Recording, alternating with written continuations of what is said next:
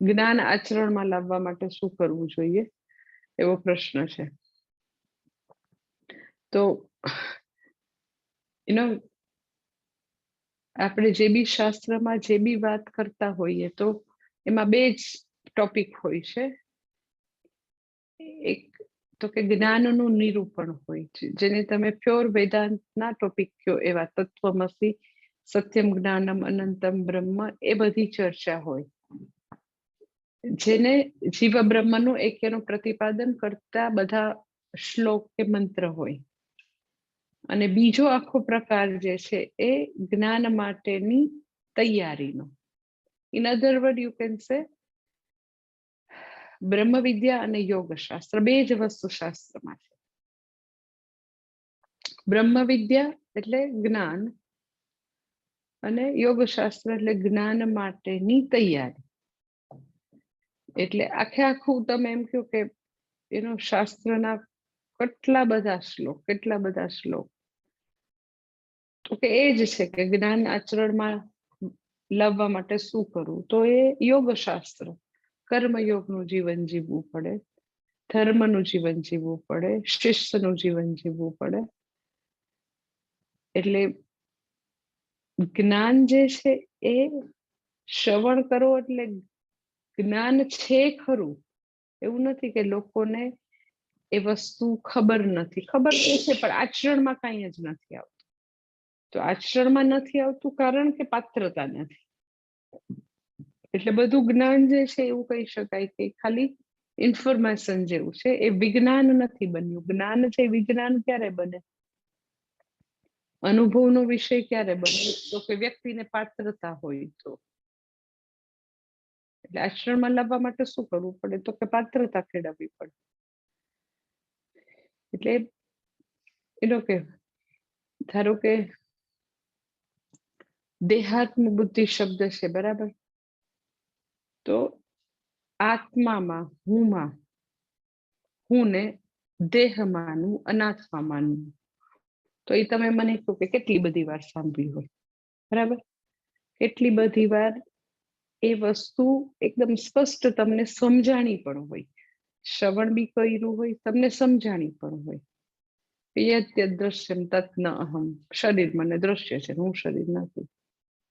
પણ આચરણમાં આવતા કદાચ વર્ષો બી લાગે ને કદાચ જન્મ બી લાગી શકે. તો જે વસ્તુ સમજાય છે, સ્પષ્ટ છે, છતાં આચરણ તો કે આચરણમાં દેહાત્મ બુદ્ધિ આવી જ જાય, હું શરીર છું આવી જ જાય. શા માટે? તો કે હજી પાત્રતા નથી. એટલે જ્ઞાનને એક્ઝેક્ટલી આચરણમાં લાવવા માટે જરૂરી શું છે? તો કે યોગ શાસ્ત્રમાં જે કાંઈ આવે એ આપણે બહુ જ કેરફુલી સાંભળવું જોઈએ. અને એ બધી વસ્તુ જેટલી આપણામાં લાવીએ, આપણે એનું બરાબર આત્મસાત કરીએ યોગ શાસ્ત્રની વસ્તુ, તો પછી જ્ઞાન જે છે એમાં જ્ઞાન આચરણમાં આવવામાં વાર નહીં લાગે. પછી ફરીથી આપણે જીવ રૂપે વ્યવહાર નહીં કરીએ, અલ્પ રૂપે વ્યવહાર નહીં કરીએ, દુઃખી રૂપે વ્યવહાર નહીં કરીએ. એટલે જ્ઞાન આચરણમાં લાવવું એટલે શું? તો કે પછીથી વ્યક્તિ જે છે એ આવી અલ્પતા, દુઃખી, શોક એવું બધું પછી વ્યવહારમાં અનુભવતી નથી.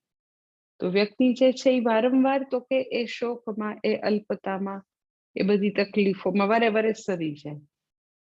એટલે જ્ઞાન એક્ઝેક્ટલી આચરણમાં નહીં આવવાનું રીઝન એટલું જ છે કે પાત્રતા હજી ખૂટે છે, બીજું કઈ નથી. એટલે તૈયારી ક્યાં કરવાની? તો કે યોગ શાસ્ત્રના લેવલે તૈયારી કરવાની. યોગ શાસ્ત્ર જેટલું પાક્કું થાય એટલું જ્ઞાન જે છે એ પાક્કું થશે. અત્યારે જ્ઞાન પાક્કું નથી થતું. જ્ઞાન જે છે એ સાંભળ્યું બી છે, સમજાય બી છે, પરંતુ આચરણમાં નથી આવતું.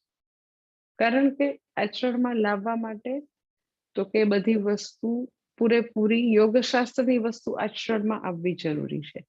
એટલે યોગશાસ્ત્રને બાયપાસ કરીને સીધું જ્ઞાન આચરણમાં નહીં આવી જાય. એટલે લોકો એ બધી વસ્તુ બાયપાસ કરી દે, કે ભક્તિને બાયપાસ કરે, જપ નિષ્ઠાને બાયપાસ કરે, તપ નિષ્ઠાને બાયપાસ કરે, પછી તો કે ગુરુ સેવા શુશ્રૂષાની નિષ્ઠાને બાયપાસ કરે, પોતાનું ધ્યાન કરવાનું છે એને બાયપાસ કરે. તો એ બધું બાયપાસ કરીને તમે એવું કહો કે ના ના મને જલ્દી જલ્દી જ્ઞાન અને નિષ્ઠા પ્રાપ્ત થાય, તો એમ નહીં થાય.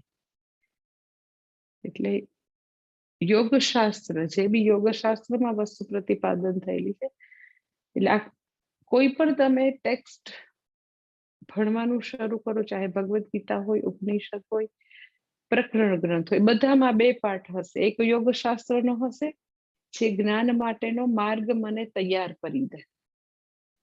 તો જ્ઞાન માટેનો માર્ગ તૈયાર કરવાના જે બધા શ્લોક છે એને આત્મસાત કરવાનો પ્રયત્ન વધારે ને વધારે કરવો પડે. તો કેટલા બધા શ્લોક હોય છે. બ્રહ્મ વિદ્યાના કમ્પેરેટિવલી મને એવું લાગે કે શ્લોક ઓછા છે, યોગશાસ્ત્રના શ્લોક હંમેશા વધારે હોય છે.